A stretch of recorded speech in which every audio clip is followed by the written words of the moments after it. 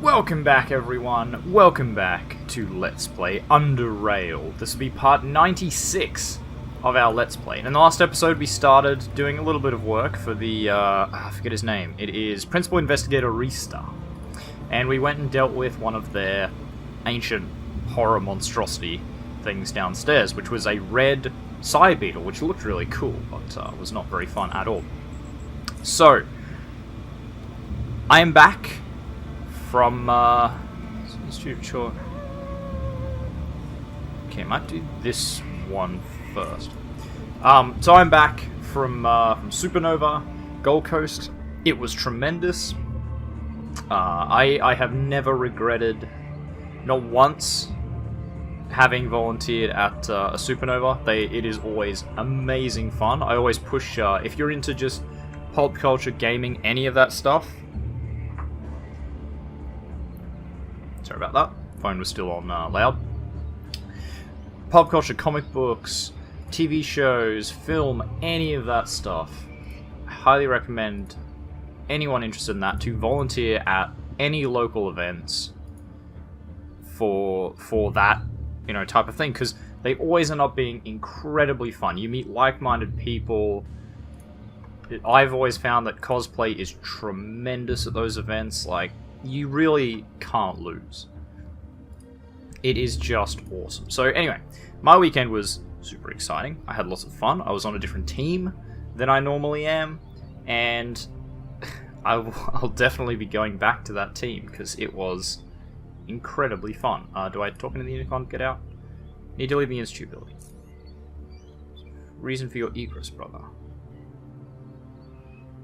I'm on official Institute business. Official business? On whose authority? Principal Investigator Rista. Yes, I've been informed of that, brother. And I might need to take several trips back and forth. I will note that. Opening the gate now, brother. Short guide you. Short guide you too, brother. I should have just said, bye-bye. Alright, so we have to go into the courtyard and find someone that has, what is it, like a history of... history of surviving dangerous illnesses or disease. Okay, let's start with Maurice. This corner is so fabulous, check it, okay. You see this person nonchalantly watch other people in the courtyard. He has a self-satisfied smile on his face while eyeing everyone around him. He seems to hold his chin steadily elevated, as if posing for a sculptor to transfer it onto an elaborate bust. Interestingly, he seems astounded when you come near him and attempt to start a conversation. Your approach is met with a puzzled gawk, followed by him looking down at his body for some, to you, unknown reason. He then lifts his head up and speaks to you. You can see me? Touch him. He slaps your hand. Stop that! I will not allow some petty mortal to touch me. How dare you? He ponders for a moment, then responds. The only reasonable explanation for you being able to see me must be that you possess some special gift. Some special power. Mortal. Yes, that must be it.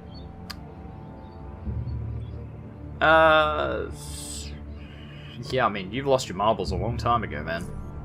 What did you say to me? You petty caveman. I simply cannot believe it. We are done here, mortal. I might not be invisible to you, but from now on you'll be invisible to me. We'll even say nothing. I don't think they want a crazy person like that anyway. A petite young woman appears to be lost in thought, her gaze fixed on some distant spot far behind you. Upon approaching her, she looks at you and smiles, making her cheeks plump up. When she speaks, her voice has an almost pleasant timbre. Has a mostly pleasant timbre. There we go. But there is also a hint of abrasiveness from time to time, sounding like she suffered from some degree of damage to her voice. Also, timbre, love the word. One of my favourite words in English because it sounds nothing like it looks. Hi, stranger. Are you also here to join the Tchortists? No, I'm just passing by, but I had some questions if you don't mind. It's not like I have anything better to do. Ha! She pauses briefly. Look, I'm Daphne. Nice to meet you. It's OzzieNerd. Nice to meet you too, Daphne. OzzieNerd, got it. Okay, OzzieNerd, let's talk. What can you tell me about yourself? I'm a geneticist from Foundry. What exactly do you mean by that? You see, Foundry is a station, town, call it however you will, that revolves around a single thing, mining. Well, mining, processing, and manufacturing products out of ore that has been mined out. True, but the most important aspect is that such a place has no room for, say, a biologist. It's like a fisherman on a train station. He's got nothing to do. Anyway, I had to get out of there. Well said. Now let me ask you something else. Okay. I don't think you're what we're looking for. Let's talk to the frowning. Oh, wait, haven't we already talked to the frowning man? He faces you but remains silent. What can you tell me about yourself? His frown becomes even more pronounced. Deaf, stupid, or both? I'd say both. Therefore, I'll have to lower myself to your intellectual level, so that I may be able to convey the message that I've been trying to convey for some time now. Here it is. Shoo. Don't speak to me ever again. So long. Right, yeah, we did talk to him before. Let's talk to Detritus. You approach a young man standing at a barrel full of boiling soup, which doesn't smell nearly as life-threatening as it looks. He wears old, worn-out, but clean clothes that look like they would easily disintegrate should he stand next to a passing train. Nice. Coming down with a convention lurgy, I must be. His physique, on the other hand, is much more solid, handsome with a burly body covered in clear, uniformly toned skin. That, combined with his unusually milky white teeth, make him look like he was created to simply stand still and look good. His calloused and heavily scarred hands, however, imply the opposite. Hey, need something? Hello, I'm UnderRail, and I have some questions if you have the time. Nice to meet you, UnderRail. I'm Detritus. Got nothing better to do anyway. What do you want to ask? What can you tell me about yourself? At first he seems a bit uneasy about the question, and then decides to answer it. I'm a simple zoner from Core City, who's searching for something better in life. Heard of Drop Zone? I lived there my whole life. Awful place. Awful people, awful food. You can get your hands on some. And in general, it's awful. I understand, no wonder you left. He shrugs. I mean, I've had family there, but the zone enjoys taking away good things from you, like family. Plague swept them all away. Father, mother, granddad, 5 sisters, and 2 brothers. All of them older than me. All gone. It's usually easy to lose life in Drop Zone, but that plague, that was pure evil. Plague? Yes, a hardcore plague dominated half the zone several years ago. A lot of folks know about the plague, because no one really cares what happens in the Drop Zone. But us zoners, we care. I care. My dearest is gone because of that pipe-working plague. How did you manage to survive? He shrugs. Luck? Must be luck, because I don't have an explanation why death decided to spare me.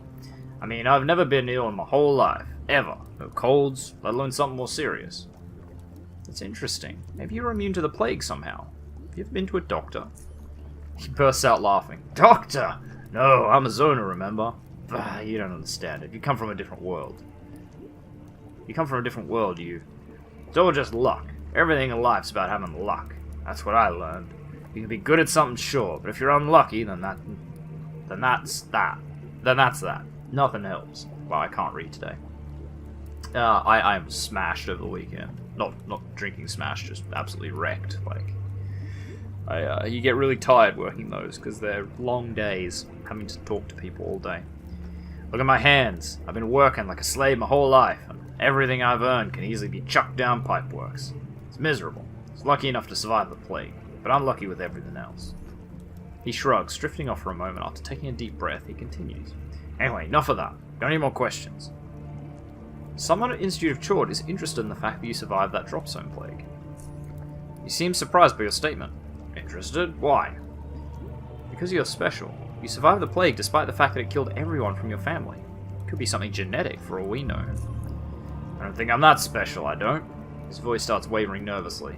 And if it's in my genes, then why did my whole family die? Shouldn't we all have had that resistance, if it's how it's called, hereditary? Besides, what if it turns out that I'm not special? Then what's gonna happen?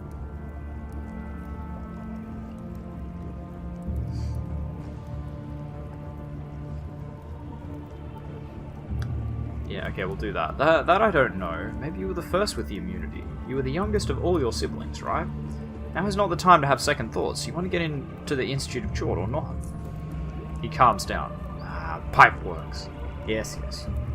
You were right. But what do they need me for? What I mean is, what will they do to me? They're going to perform simple tests. They won't hurt you, so don't worry. Alright, count me in. He flashes a joyful smile. Hardcore, hardcore. I'm as nervous as a caged hopper, but count me in, I'm ready. Great, I'll go talk to the Tchorts. Expect someone to come for you soon. Alright, well that's that one solved. Now we need to find someone to go to Forsaken Isle. That was it, right? Forsaken Isle? Why don't we always try and read it just before I travel into a transition? I'm an idiot. Forsaken Island. Where would we go for that? Well, anywhere there's a boat, probably.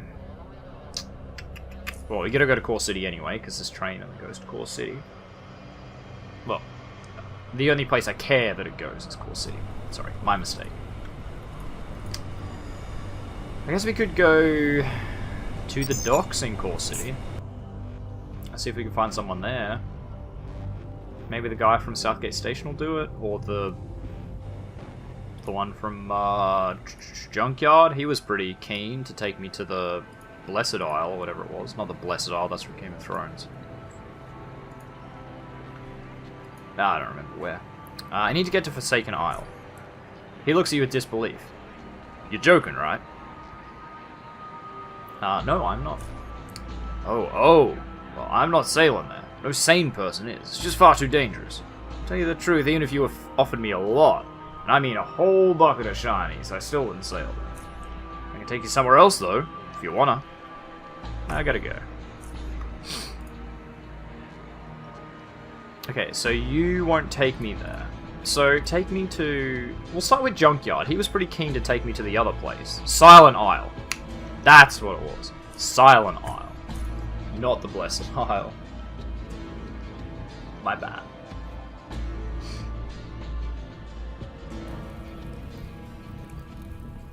Captain Broderick, that's you. I need to get to the Forsaken Island. Forget about it. Silent Isles. Silent Isles. There I can take people. But Forsaken Island? No one goes there. Neither will I. Sorry, anywhere else. I really need to get there. That's your problem. Anywhere else? Take me to Southgate. Maybe Southgate will take me. I'm spending so much money just traveling around on these things. I need to get to Forsaken Isle. She also goggles to reveal her astonished gaze. The what now? You heard what I said. I want you to take me to Forsaken Island. Listen, kid. I don't think you know what you're talking about. Forsaken Island's a very dangerous place. No one with a brain bigger than Slackjaw's goes there. Didn't you hear about devastating currents that surround the island? The behemoth? Yeah? No? Yeah, I heard it all. I want to get to the island. Can you ferry me over there? You ain't rowing with both oars, kid. It's too dangerous. Even if we ignore a giant man-eating beast, the currents around the island will turn a ferry into scrap metal. It'll take a hell of a skilled ferryman to get you there in one piece. Why do you think I came to you? I was told you are the best. She laughs. Yeah, and I was told you were derailed. I mean, thanks for the compliment, but the answer is still no. I don't know anyone who navigated those bloody currents and returned to brag about it. If compliments won't convince you, will money? She crosses her arms and stands still, looking you straight in the eye. She considers your offer for a few moments, then sighs before replying. Fine. I can see you aren't going to give up. Guess I've gone derailed too, but I'll take you there. By the way, what do you want from that Forsaken place? I'm going to kill the behemoth. Yep, derailed as a lunatic, rowing with half an oar. Whatever the case, kid, I'm going to charge you 400 for the trip. That is non-negotiable. It's risky, it's dangerous, and if we do make it out of there alive, at least I want to show something for it. Buy myself something nice, fix up the boat. Yeah. So, kid, do you have the shinies? Yeah, let's go. Alright, kid, hop aboard. Damn. So I've wasted like 30 coins on a... 30 coins just traveling around to different ones. We made it, kid. So glad we aren't sleeping with the eels. Alright. So what's this behemoth gonna be? Is it gonna be unique? Is it gonna be a fake? Is it gonna be something else? Another obsidian shard. Nice. Guess we'll find out. I'd be surprised if we didn't get attacked by like crawlers or siphoners or something while we're here. It's like a big crawler. Sounds nasty, whatever it is. Let's have a look. I don't know why I'm feeling so confident, like, lots of shit still kills me. Probably shouldn't be confident. Sounds like a dinosaur, though. Like, it's cool sounding. Ooh. Go away, cave hopper. Yeah, sounds really cool. I'm excited. Ooh. Well, there's another one here, so somebody's been here before. And never left, but... Ooh, that's really close. Let's go into stealth mode, I think. Because that last one was like right in my ears. Okay, there's another ferry. Again. Obviously didn't survive. Ooh, it's in a cave. It's in a cave. Why are there so many bodies out here? Whatever. Not going to question it. Just gonna do it. Lots of bones. And bats. Nice try, trying to give me a jump scare. Afraid not, though. It's pretty much what the bats are in this game. They're a jump scare.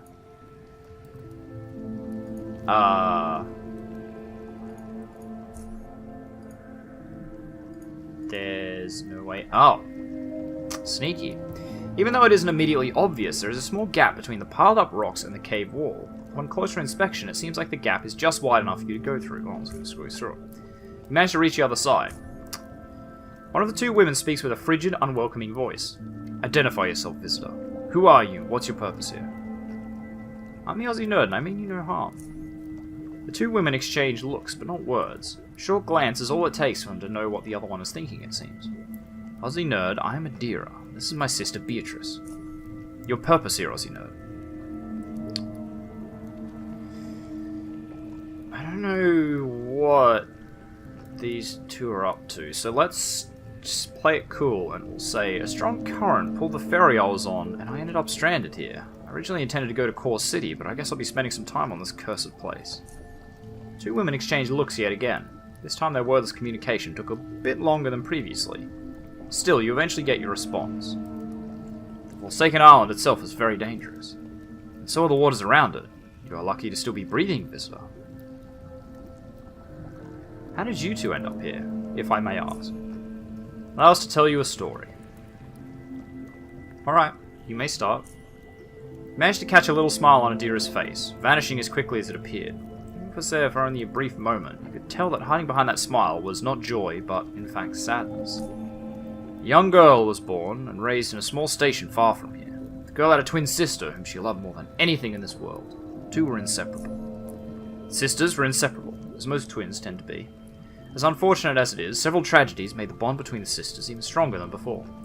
Their father, a good and caring man, died from the hands of vile raiders that had constantly circled the station like packs of hungry rat hounds. Their mother, a gorgeous woman, and equally, if not more, caring than their father, died from a broken heart. The little girl and her sisters were left living with their grandmother, an old disabled woman who could barely take care of herself, let alone feed and raise two girls. The sisters never loved her. She was a selfish and bitter old woman. It was a miracle how she even managed to raise such a selfless and intelligent son when she herself was quite the opposite. The next page of the story spells poverty and a life that was about to get even harder. The girl and her sister shared a gift.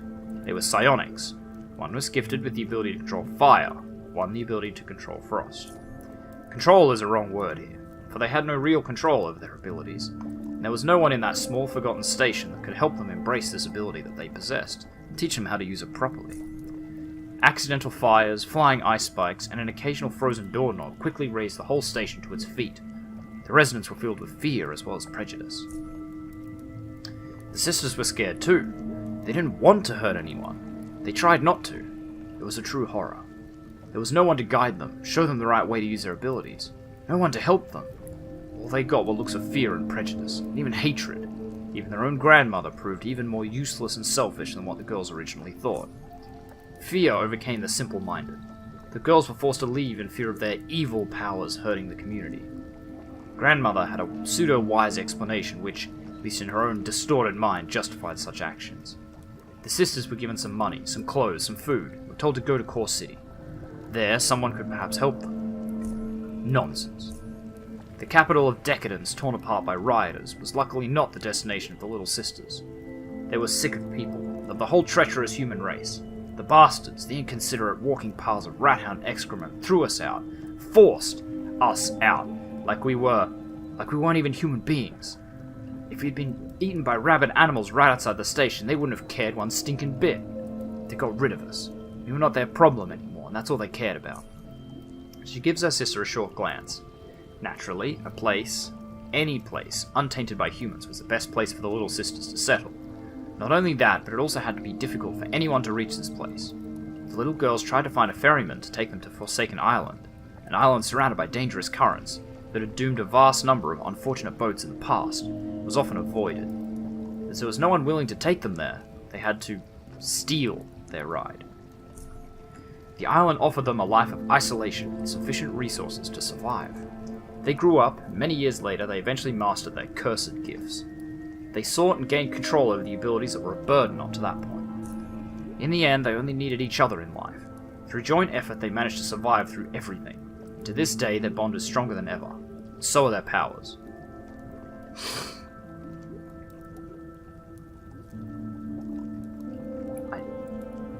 Well, that was a really sad story. Some people are so small-minded, but as you said, who needs those bastards?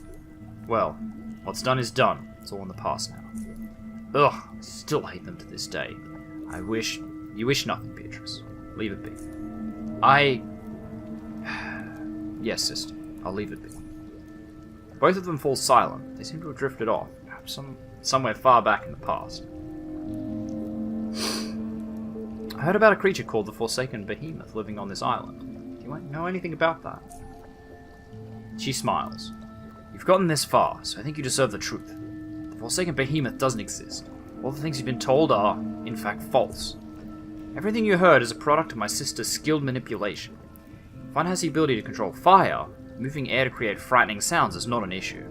Especially when the entrance to the cave helps it resonate and reach the ears of superstitious ferrymen. But why are you doing all this? Ah, no, it'll be, I see, you really don't want visitors here.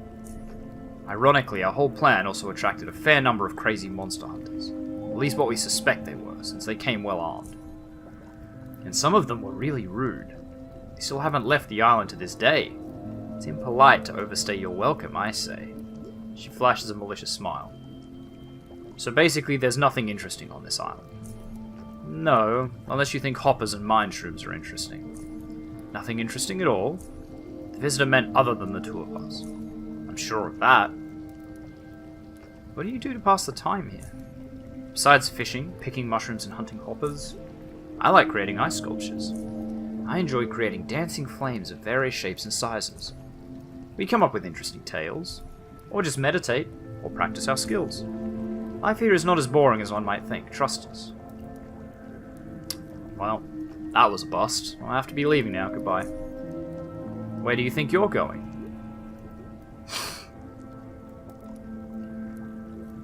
Home? Did you really think we were going to let you just leave this place and tell anyone about what you witnessed here? But you seem talkative and friendly. In all honesty, it was interesting to hear another voice, perhaps something of the outside world. Not that it matters much. In the end, we can't let you get out of here alive. If you take the persuade option, it's pretty high. Okay, kill me. Then my powerful friends who know I'm here will come looking for me, armed to the teeth. After all, I'll be expecting the behemoth to be here, so they'll be packing quite a bit of firepower. Can you deal with them all? Adira is silent, and so is her sister. I know it's hard to trust a complete stranger, but at least give it a shot. What I saw here will remain between you and me. You have my word. Looks are exchanged between the sisters once again. Your answer came quickly, preceded only by a short sigh. You convinced us. We won't stop you from leaving, TheOzzieNerd. You are free to go. Goodbye. Alright. They are orange, though, so that means to me that if I do this, they'll probably attack me. And I want to have a look around. Some casings, nothing exciting. Nothing there. See, I don't trust the game anymore because I'm like, looking around for like a hole in the wall or something that I can slip through.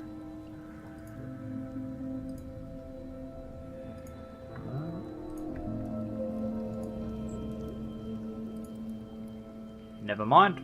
Guess there's nothing. I like how there's a hopper corpse piled on some thing. That was that. Yeah, no, like I just have no idea.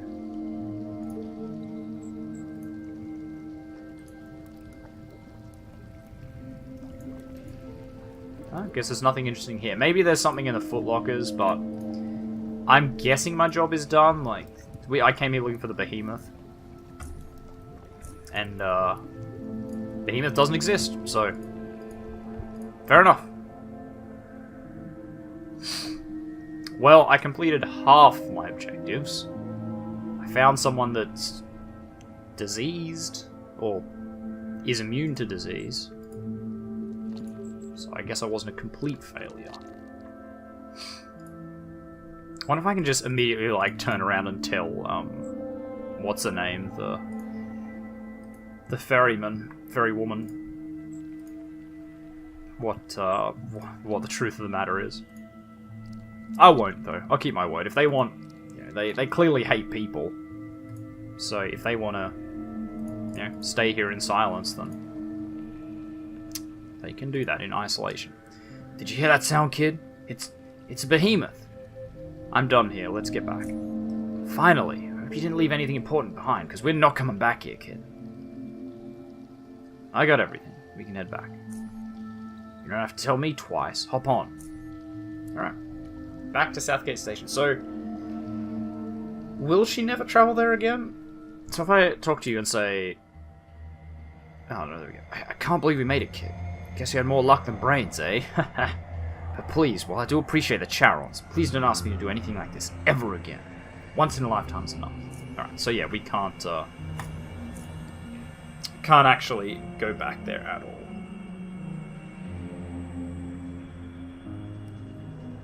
So I'm guessing we solved it. You know, it wasn't real.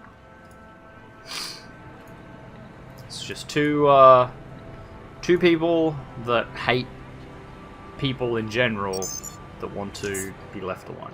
I feel it. Sometimes I hate people. People are the worst.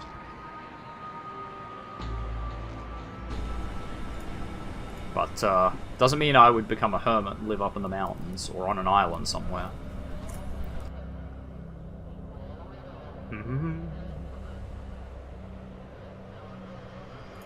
Well, I guess the gatekeeper guy will be happy because I'm not going in and out and in and out and in and out and in and out. Just the one. Just going in and out once. Or out and in, I guess. I won't have to listen to him get all antsy with me. Hello! I'm back. Rassafore Payam, I guess it is, since he's standing in there with the surveillance monitors. I wonder if those words mean anything. Like recombinant. Is that an actual word?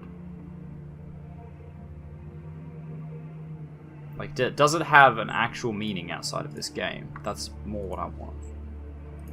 Oh. Aiden is in there. Interesting. When I left him, he was in the investigation section. Am I in the wrong place? I'm in the wrong place, aren't I? Yeah. That's right, I have to go up. Then west. East. Oops. That makes sense. That explains why I'm completely different. Yeah, like a Crixforay. Crixforay. I wonder if that's...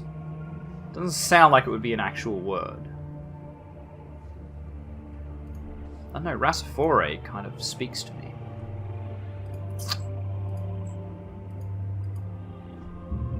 I mean, I suspect at the very least that it has, like, some sort of, what do you call it, like, roots in an actual word? Like, recombinant. Probably has roots in, you know, root word being, like, recombine or something.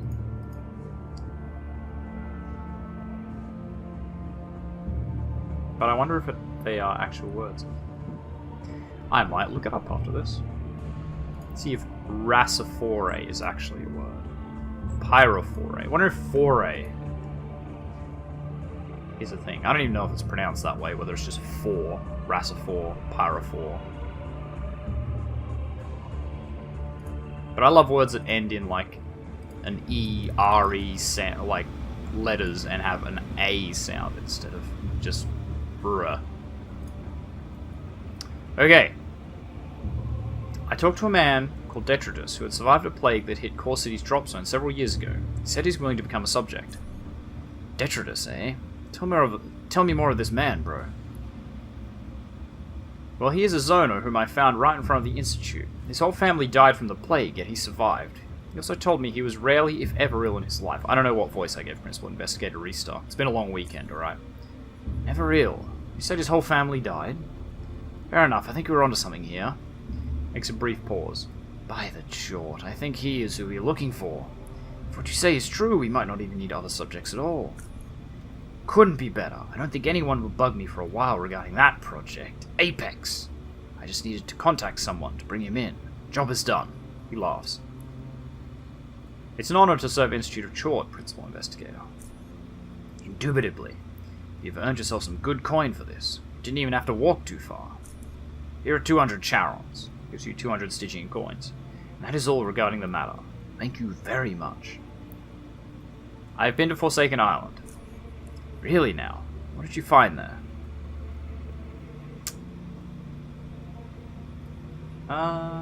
Yeah. Well, we'll tell him, because it's the whole point. I found 2 psionic women living on the island. They were driven out of their community when they were young, which made them abandon society and set off to live on the Forsaken Island. They use their psionic abilities to create roars and effects to further scare away potential visitors. So that's what's been going on. Indubitably, this fire display made those who saw it imagine a dragon-like being. Interesting, it really is, but that right there is the evidence that Behemoth is basically just an effect, a deterrent, not an actual living creature. He sighs. Well, as disappointing as it is, it's the truth. Luckily, I'm not paying you from my own pockets. My personal disappointment is the only downside of your excursion. He laughs. Indeed, here are your charons, bro, as promised. He hands you 650 Stygian coins. I'm sure that covers the cost of transportation and the like. That's all regarding this matter.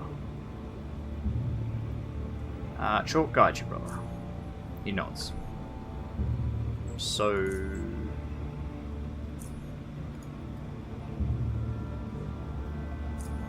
okay. I guess I don't have anything else to do. What about Investigator Vok? The man you just approached seems casual and relaxed. His suit is covered with dirt, blood, and some green slime, and you notice what appear to be large strands of hair stuck in. He extends his right hand to shake yours, but withdraws it in the last moment after noticing that their cleanliness matches that of his suit. Hey bro, is there something I can help you with? Tchort is evolution, brother. I'm UnderRail, and I'd like to ask you a few questions. Evolution is Tchort. I am Vok. Well, since I'm on break, I suppose I could answer a few questions. Go ahead, bro. Ask. Okay, Tchort got you, brother. I don't actually care. Don't actually care at all. Okay, so I guess I have to go and talk to... whoever the other one was. Mediant Samuel.